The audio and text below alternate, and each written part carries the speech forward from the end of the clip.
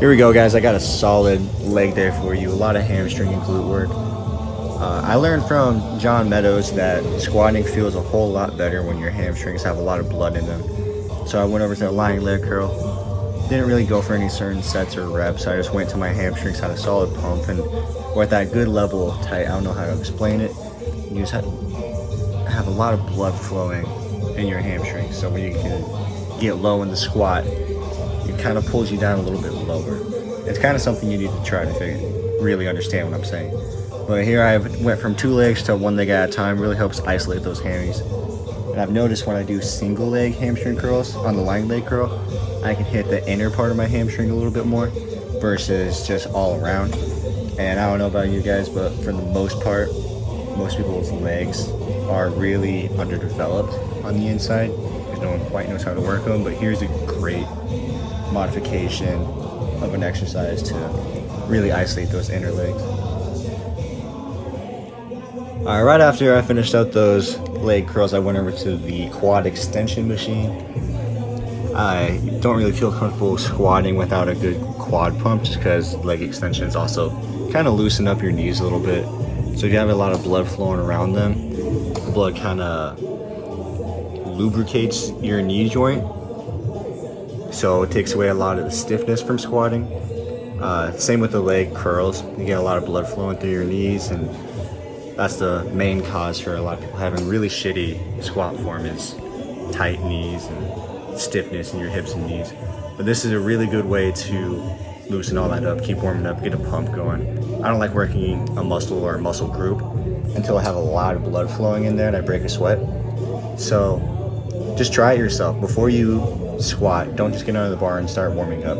Go stretch for a little bit, hop on the bike, stairs, do some lightweight stuff like the leg curls and leg extensions to just get a lot of reps in, really feel your muscles working. Right after I finished the quad extensions, I moved over to standing calf raises. Like I said before, I don't like working a muscle group without a lot of blood flowing in there. So I wanted to get blood flowing through my entire leg from my hips down to my ankles. So I wanted to get a lot of blood flowing through my calves. And I already have small calves as it is, so I'm trying to grow those, trying to turn those calves into cows. So what I did was I did really whatever my calves were feeling. I know it's kind of weird, but I was just basing it off how my calves felt. Like some reps I would go up, hold it at the top for a few seconds, then I would just pump out some reps, but all I was really trying to do was get as much blood flowing in my calves as possible.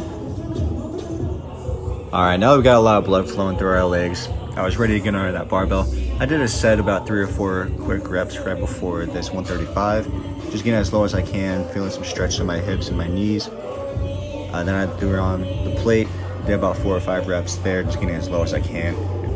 That's basically the first 3 or 4 sets for me with squatting. I just try and get as low as I can, really feel my muscles working.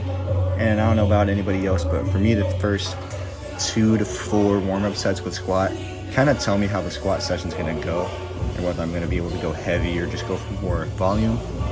And as you'll see, my knees were feeling pretty good, my flexibility was good, my depth was feeling good, so I decided to go pretty heavy. Here we got a set of 315, wanted to get a little bit more blood flow in, did about 3 or 4 reps there. Now jumping up to 405, going nice and slow, really feeling that quads, hamstrings, glutes, everything working every rep. So I wanted to go really slow on the way down and just explode on the way up. I believe I only did about 3 or 4 reps with this because I was saving a little bit of energy in the tank for a heavier set right after. Now we're at 495 through 5 plates on. Now I'm not as strong as I used to be. Over the summer I hit about 245 pounds and was squatting 495, 505 for a solid 4 to 6 reps. But here I only got about 1 rep, but it was really clean. I had good depth. I felt really good. I felt everything in my legs working well. So I decided to jump up a little bit. So I decided to throw on 10 more pounds on each side, went up to 515. Just wanted to see if I could get 1 more solid rep right after that 495. And as you can see, I did. He didn't help at all. Just kind of helped me stay aligned and not sway to either side. And one thing I've noticed is I really like doing glute bridges right after squatting. Really hammer your glute muscle. It's a big muscle, and you got to really abuse that muscle to make it grow. So I only did about 225 since I already did so much heavy lifting before. I just really wanted to get some good solid reps in, focusing only on form and just squeezing really hard at the top. Now, I actually wasn't planning on deadlifting today, but I was feeling a little bit of energy and I really wanted to hammer the back of my legs even more. So I went over, grabbed the bar, just did some solid sets. I did not start at 315, so please don't think that. I did warm up with the bar, then 135, 225, and then 315. A really similar warm-up style from squatting to deadlifting. So I didn't do a whole lot of sets with deadlift. I only did 3 or 4. It was 405 and just did some really explosive reps. Just wanted to rep them out as much as I can, get a lot of blood flowing. And right here I did RDLs right after deadlifting, which really destroyed my hamstrings. It was a great feeling. You could really feel your hamstrings just ripping and tearing and working the entire time when you do this right after deadlifting.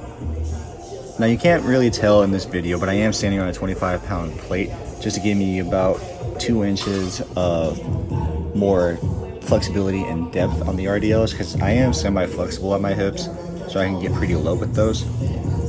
And as my finisher, I went over and hopped on a leg press. You can see there's not a whole lot of weight on there. I just really like ending workouts with as much blood flow as possible. And I did superset this leg press with seated calf raises.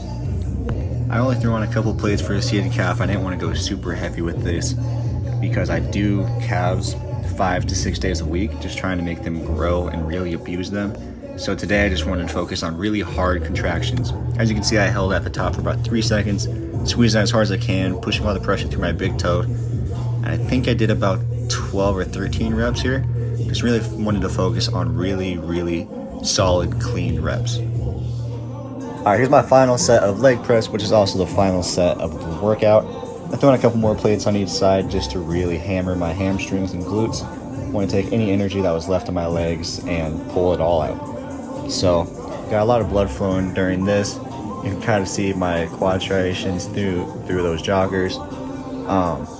But yeah, the whole point of this last set was just take whatever intensity I had left, whatever energy I had left in my legs and my body. Alright, thanks to everybody that did make it to the end of the video. If you did, you're a legend and I love you. If you didn't, it doesn't matter. But go drop a like for me, subscribe, comment your favorite color, whatever you want. And then follow me on Instagram, I'll leave that over here somewhere. Try the workout, message me, comment to me, whatever you want. Let me know how it went, because it was very brutal for me. My hammies are cramping right now. So I really loved it. But anyway, yeah, drop a subscribe, drop a like, follow me on Instagram. Stay tuned till Thursday though. I got a very intense chest day for you. If you love chest pumps, which I think everybody does, you're gonna love this video. So thanks for watching. Deuces. I'm out.